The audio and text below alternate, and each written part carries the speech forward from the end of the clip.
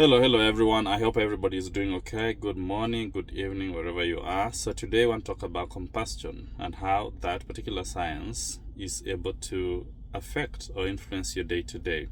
So combustion is basically burning. All right. If you have got a fuel and you introduce oxygen, you're going to have oxides in more cases as the end product, and heat and energy are produced on the process.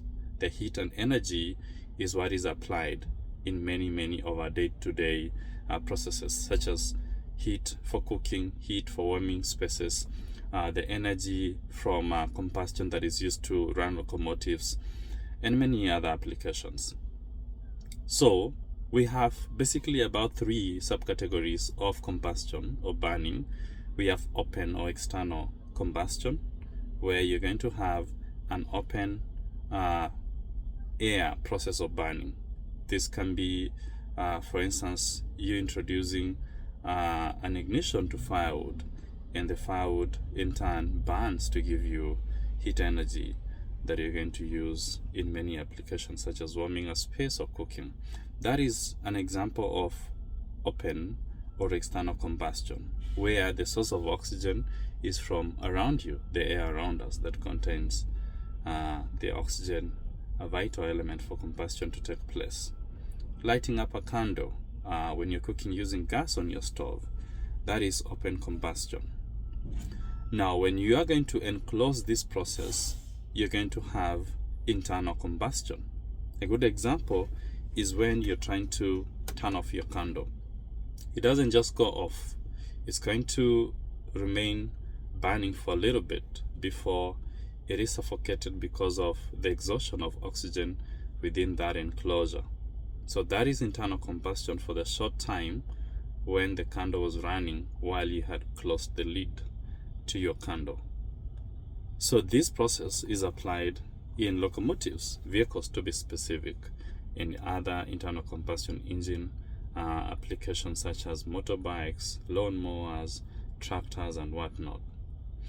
But now, if you have a fuel and you have oxygen source, you need ignition for burning to take place. For the case of an internal combustion engine, you're going to use spark plugs. The spark plugs convert electricity into a spark, an ignition or like a flame that is going to be able to ignite the fuel in the presence of oxygen for burning to take place. And that is how essentially a petrol engine works. All right? You have the two, ignition takes place by spark plugs, and now you're going to have compressed fuel and air exploding internally, pushing the pistons down that are going to in turn turn the crankshaft, and that mechanical energy is converted to motion, hence the vehicle moves. But now a guy called Rudolf Diesel thought that this was expensive and inefficient, and now invented the diesel fuel, which is able to burn without ignition. And that is how the internal combustion of diesel takes place without ignition. How that happens is a mixture of air and diesel are compressed so much to a point that the heat through the compressions is able to ignite the diesel, and the diesel explodes, kicking down a piston, and that turns a crankshaft, and you have motion on the. With me here, I have a diesel engine. This is the diesel engine. In this particular case, this is a Detroit diesel engine, 15-liter engine, a huge engine, churning out about 450 to 560 horsepower. This is the cold side of the engine, and this is where air goes into the engine, one of the essential components for combustion to take place. And now if I take you to the other side, you're going to see the hot side of the engine. This is the hot side of the engine, which is also called the exhaust side of the engine. And now for diesel engines to have power, they need a turbo. This turbo is supposed to help charging air and pushing it back into the engine at a higher velocity to allow for higher compressions and more efficient combustion or burning of the diesel.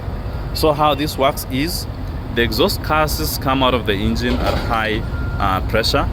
They turn a turbine, which turns the compressor within the turbo that pushes air that comes in from this intake back into the engine. The air is cooled some more before it goes back into the engine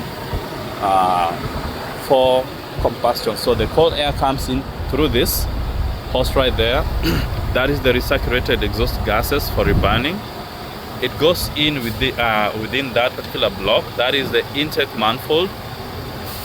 And now the fuel comes in from the tanks through these lines. These are water separator that removes any impurities and water. Goes to the filters. Further filtration of the fuel happens.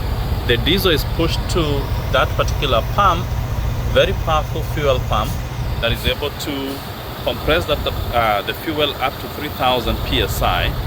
And then that fuel moves up into this common rail fuel system here, which increases the pressure up to 29,000 psi. And then that fuel is introduced to the injectors through those particular lines and sprayed into the engine, where it's going to find the incoming air from the intake manifold. The two combine at various compression cycles. That particular mix is compressed and explodes to push down the piston that turns this entire vehicle, churning out, like I said, a lot of power, up to 560 horsepower, that is able to hold 40 tons or up to 80,000 pounds of payload. So that is for diesel. But now, outside of the internal combustion, some other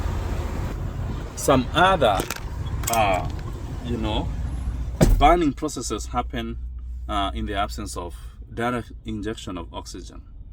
And that is where I'm going to pay more interest at. A good example of this reaction is what happens within a gun. When a bullet is in a chamber, a gun is clicked and a bullet is fired.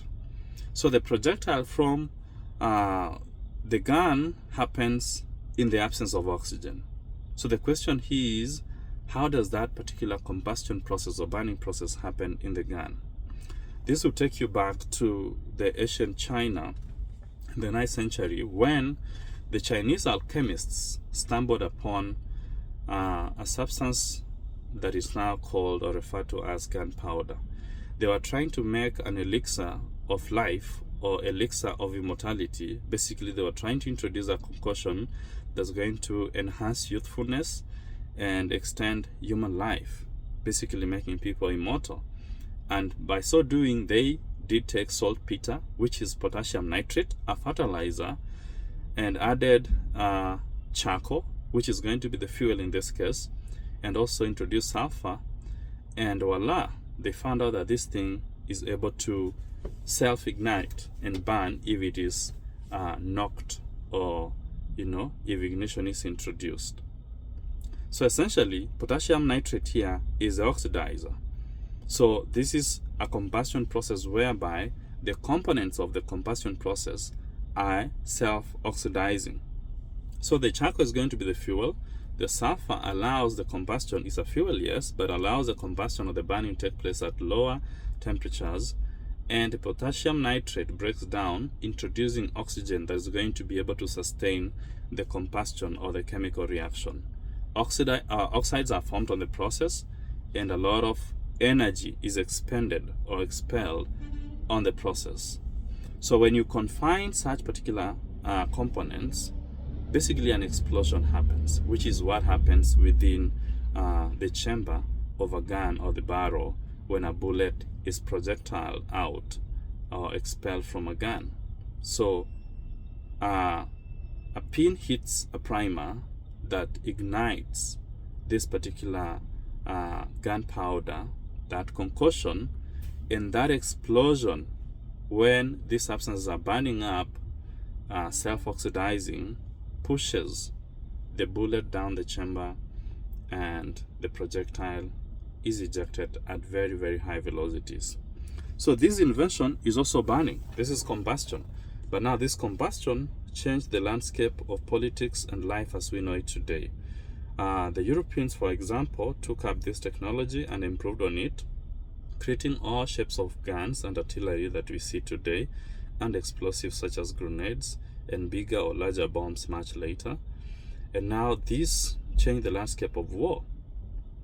These tribes were fighting amongst themselves, but they realized much later that there are more people to fight, and moved throughout the continents, discovered the Americas, discovered Africa. Interesting how they discovered places where people already do live.